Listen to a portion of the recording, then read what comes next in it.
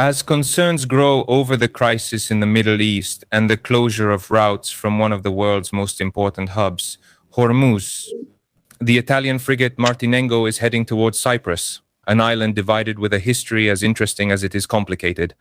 Cyprus itself hosts two British bases, one of which was hit by a drone attack in recent days, triggering the European response with the deployment of naval and air platforms.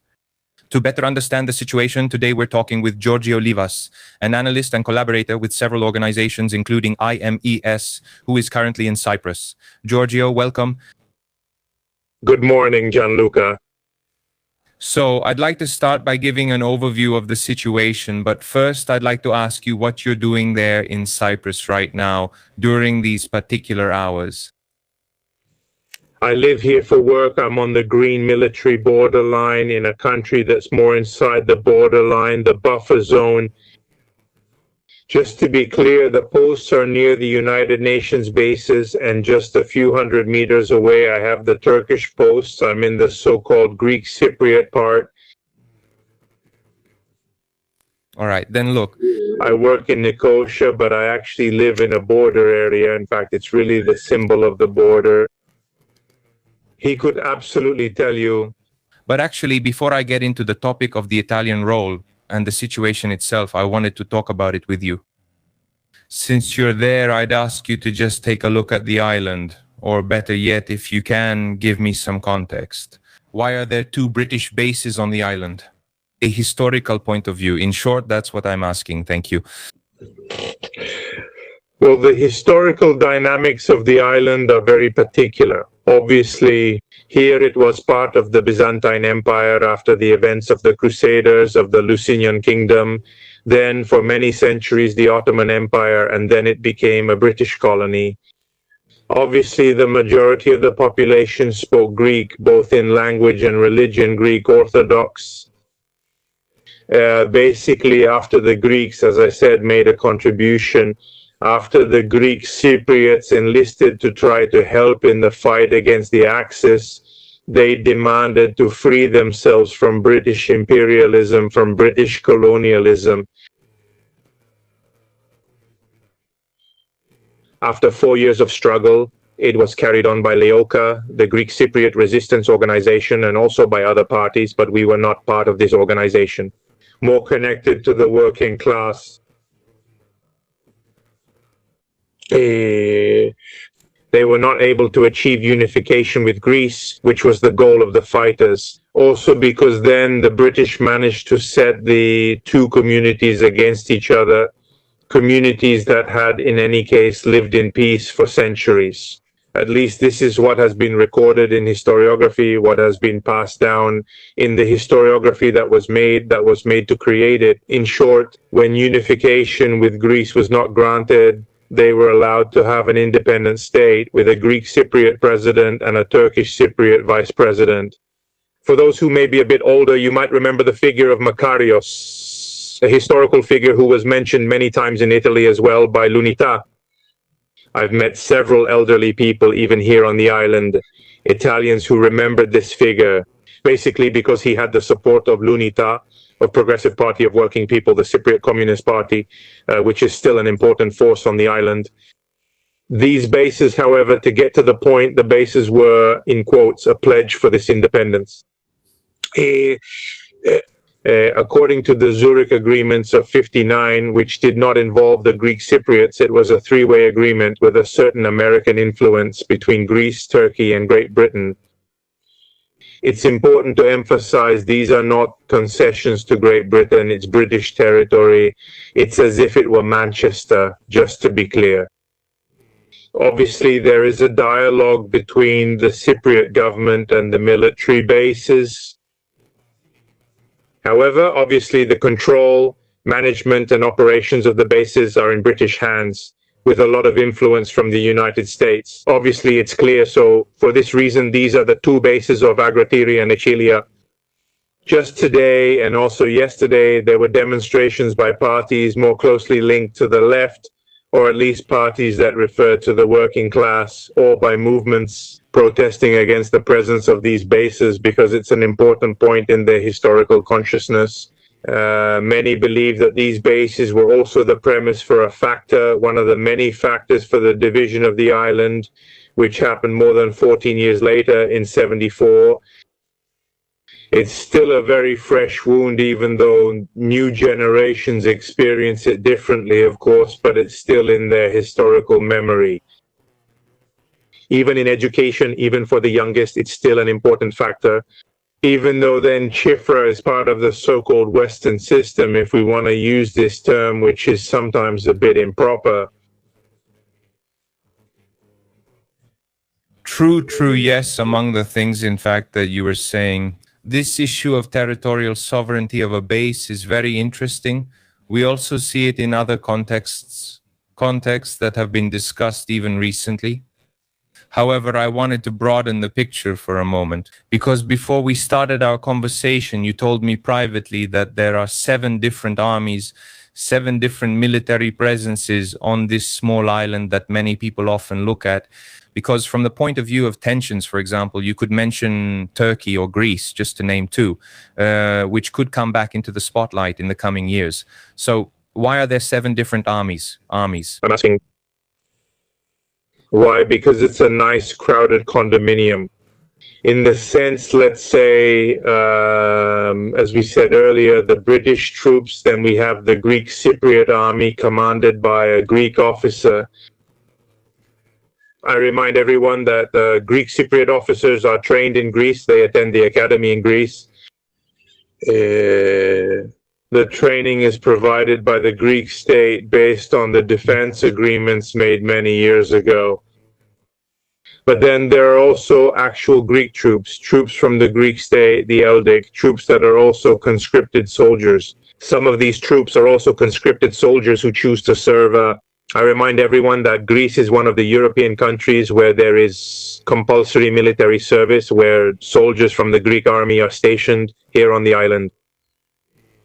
Then we obviously have the Turco militia troops, in any case Turkish Cypriot troops, and a larger army on the island. These are the Turkish troops together with the Turkish Cypriot troops. Obviously, all the equipment is provided by Turkey. From a military point of view, Northern Cyprus is completely dependent on Turkey. From a military point of view, there are around 40,000 men, considering everything from 40, some even say 43,000 men. However, the entire apparatus, militias, Turkish Cypriot army, Turkish troops, amounts to around 40,000 men, while the Greek Cypriot troops are around 13,000 men. But the difference is that they can count on a higher number of reservists. The Greek Cypriot side can rely on a much larger group of reservists. As I pointed out in my articles, we also have the presence of American troops. Indirectly, there are American troops both on the British bases and inside Greek Cypriot bases. We have American military troops.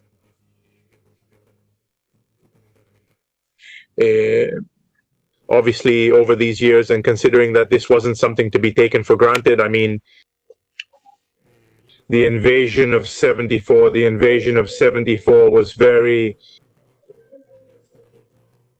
besides blaming, obviously, Turkey, logically, the dictatorship of that time in 74, the dictator Ioannidis, of being considered the fool of the situation, or at least that's how even the nationalists see him. Paradoxically, they consider him the fool of the moment.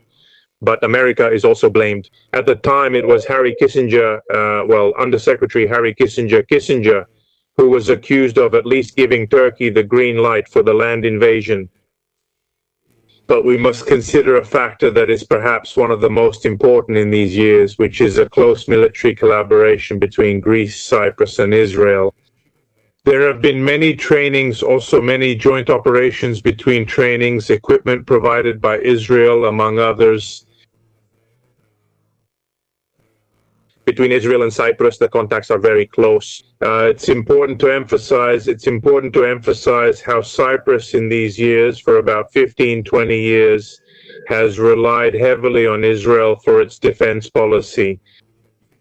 Israel has accepted, has also pushed to enter into this dynamic, also because it's to protect its front, in quotes, its northern front, but also the expansion, particularly Israel's voice, is for strategic vision. It cannot allow Turkey to completely occupy this space.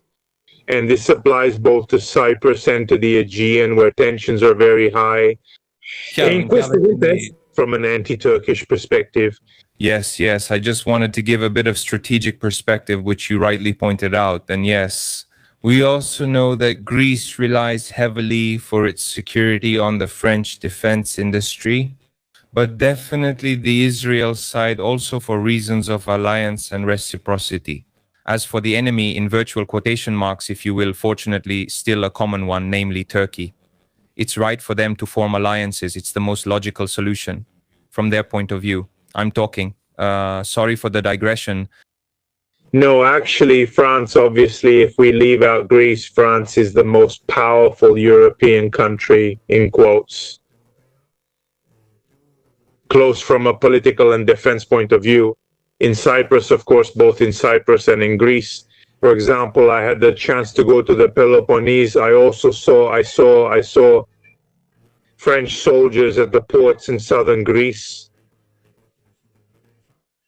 Messenia, if I remember correctly, the region of Messenia. And also, well, to talk with the regions to remember, because France, as he said, made a contribution to independence, to remember that celebration, which was also an opportunity to reconnect the two communities, the two cultures, the French one and that of Hellenism, because obviously both Greece and Cyprus they refer to Hellenism. Let's remember that here the Greek national holidays are also Cypriot national holidays, including the one against the Italians in the Second World War. But obviously there is a mistrust, as you said, as you mentioned, towards France. There is also a need to check if France really has the strength to intervene in case the situation gets out of hand. Obviously, from a diplomatic point of view, both France and to a lesser extent Italy welcome this French intervention positively. I'm talking, for example, about the Kepro, another frigate that is capable of intercepting drones. But obviously, if the clash comes in the next few years, it will be with Turkey. Obviously, it's to respond to these Iranian drones, most likely coming from Hezbollah. Even though some in Cyprus are also talking about a possible false flag anyway, in any case, no. But look, you did well to mention it because I already know that these kinds of comments will come. So I'm asking you also if you want to give your opinion about it because, well, false flag, let's explain it to the audience. Basically, these are simulated attacks where, for example, you take a platform and make it traceable to a third-party entity. In this specific case, you can take a 136 drone, a Shahed 136, and launch it yourself instead of another country. And actually, let's be clear right away that we can't know the truth, but we also have to shed at least a little light on these kinds of rumors. They're talking about the fact that someone might have used these drones to, let's say, facilitate or speed up the process of positioning by the European Union regarding defense. Because Cyprus, under the regime, if I'm not mistaken, if not entirely, at least partially, is part of the European Union, right? Exactly. Just a small side note, I remember that citizens, even Turkish Cypriots or those with Turkish Cypriot background can have European ancestry. If I'm not mistaken as well, maybe not those who came after the 1974 invasion, because Turkey tried to repopulate the island after the 1974 invasion. However, if they are from a mixed family, meaning they have at least one relative in their family from before 1974, they can apply for European ancestry. The important thing, in my opinion, my humble opinion as an analyst, is that since we don't have certainty about these rumors, we should talk about them a little. On the island, which is a possibility, even that maybe someone inside is working on these military aspects. Do you consider it a hypothesis? Anyway, the point is to see the reaction that there has been to this event, to these days. They could have chosen to have a diplomatic response, maybe tried to increase the military defense of the troops on the island, but instead they decided to intervene. The political message from France, Greece, and also from Italy in a more reserved way is this is territory. In this area, we want to have a say. Thank you. France wants to continue sending a message to Europe. We are the main military power in Europe. At least that's how they want to present themselves, and they want to give more visibility to the governments of Nicosia and Athens who are willing to intervene in their defense. At least that's the message Greece wants to send, wants to remind, that Grosso wants to give, which also came from the Archbishopric as a political message, France, Greece. In a more reserved way, territory, moreover, very important, also because the first president of the Republic was the Archbishop, and he wants to give more to Nicosia. Ready conflict, it means we will not abandon you like in September. Thank you after having thrown them into chaos. Israel at the same time wants to make it clear that they have significant influence here from a certain point of view. Thank you, thank you. Italy at the same time tries to be part of the game, but it is certainly no longer the same Italy. Before the fall of the Berlin Wall, when Italy was able in the Eastern Mediterranean to have its own approach within NATO, of a NATO that was still different from the one in recent years. Thank you, thank you, thank you, certainly. The attack is also an important factor for the Italian community on the island. It is a concern, but many, both among the population and among the experts. Thank you, thank you, thank you, thank you. Both in Cyprus and in Greece, there is a watchful eye toward Turkey, because in any case, the Iranian or Hezbollah threat is still present. Thank you. Meanwhile, the future one with Turkey is considered the next real clash once the situation with Iran has at least been settled or ended. Unfortunately, it will take some time because we see that the United States has gotten involved in a dynamic from which at this moment it will be difficult for them to get out quickly. Because we saw the bombing, which was actually what we expected. We did an analysis with Andrea Gaspardo, an analyst who also deals with the military side. And in our opinion, the main point was not so much the Iranian defense, but rather the response they would give. One thing that surprised many people, however, was the response given by Iran. Instead of striking Israel and the United States in particular, the Iranians targeted the Gulf countries, causing damage. A response that is certainly defensive, but it's starting to falter because the stockpiles of missiles and anti-missiles, sorry for the repetition, are starting to run low, and so there's also the issue related to Hormuz. But this is a topic for discussion for a future episode, though. Now let's get to the heart of our episode instead of focusing on this moment we're sharing together. Because you, as we were saying, are there. What happened immediately after the attacks? What was the response on the island? Obviously, in the first moments, there was serious concern. But obviously, the concern was strong. The areas near the Agrodiri bases were evacuated, and keep in mind that Agrodiri is close to the main city, one of the main cities from an economic point of view, Limassol, which is the city with the largest number of Italians on the island. The Italian community on the island is around 1,000, depending then on the area registrations. However, beyond this, not everyone is registered. It's around 1,500 to 2,000 people. And so the concern was quite strong, also because many don't speak the local language and not everyone was notified. After the so-called emergency measures, not even all Cypriots received the communications, even though the government says it is trying to provide in case of emergency. So there was fear, and in the days following the other attempted attacks, the F-16s from Greece, once they became operational to try to respond to the attacks, made a lot of noise over the island. And so there was fear. Some students at school also told me it was a bit of an unusual situation at first. Even though it's a border place, a divided island, a bit unusual, still the situation has been relatively calm for years. To give you an idea, it's like a small Dubai in the Cypriot world, so it's a bit different from the rest of the island. To be clear, it's a bit like Milan, a bit like Milan. Milan is the capital, but the economic center, especially after the invasion, became Limassol. If you look at the city, if you've been there, you might notice that most of those buildings are skyscrapers. Until 12 or 14 years ago, when I first set foot on the island, they weren't there. So it's a very dynamic city from an economic point of view. So the Italian community was a bit scared.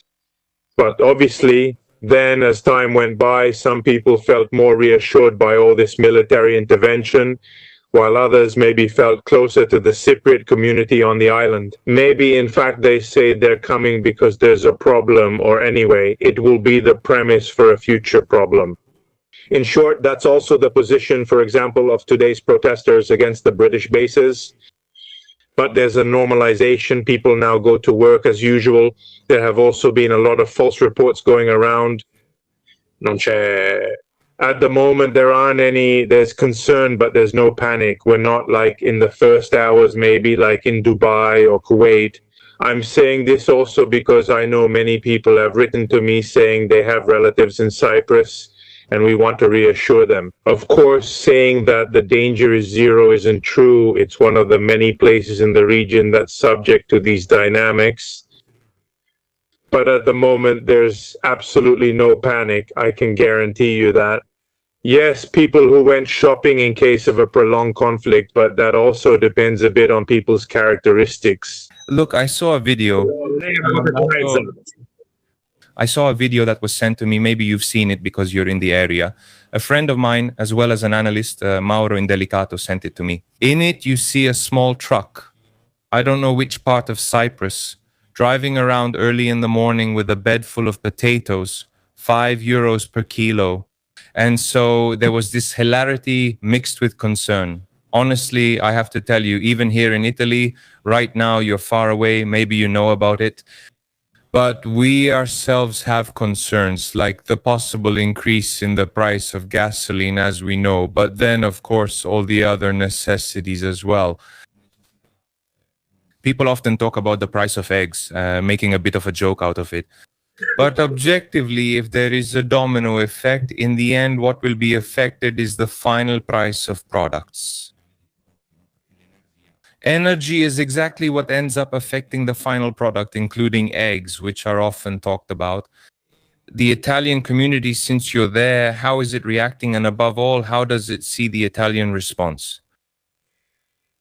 The Italian community, as I said, throughout Lima, in Nicosia, and in Larnaca, is reacting in a calmer way. Also because perhaps paradoxically, they were less involved in the initial dynamics. There was fear, concern at work, also because Lima is a very busy city. They found the first deserted streets. Then many saw the reactions of the Greek Cypriots. Thank you. Maybe many tell me about their children at school who talked about this fear. Then also because, as I said before, communications didn't arrive. They didn't always arrive in English. So quindi they couldn't immediately understand about the shelters, the possible way to behave. Also because Italy, compared to other countries, wasn't particularly involved in war dynamics. Thank God. Look, just a quick note on this. We've been saying for years that Italy is not prepared in case of a conflict of this kind. Right now, we're seeing Crosetto waving his arms, our Minister of Defense, Crosetto, waving his arms about something he's been talking about for years, like many of our military leaders, specifically about the preparation, or at least the logistics and military capabilities that our country currently does not have. He has said it many times, but in this case, he was a witness to it. If Italy were to suffer an attack like the one that happened in Dubai, it would not withstand it. And so this should make us ask questions about what it means to have a fire extinguisher ready, and instead what it means to prepare it only when the fire has already started. Often here on the channel, we read critical comments about defense spending. And now I'm reading a lot of comments asking me if Italy is in danger, maybe even asking if their own city is in danger. In the event of an attack, things we want to reassure you about are absolutely impossible to predict, but we feel confident in reassuring all Italians listening. It's very unlikely that Iran will carry out an attack against our country, not only for military reasons, but also because of the distance. Without going into too much detail, I just wanted to say this, because as a channel that specifically deals with defense matters, now we're experiencing it firsthand. What does it mean to be unprepared in the case of a conflict that doesn't depend on us? Because let's remember, we weren't the ones who started this conflict. Sorry again for the digression. Just a quick note on the topic. The SSC on the Italian intervention here on the island was well received, probably also because first, due to the cultural closeness.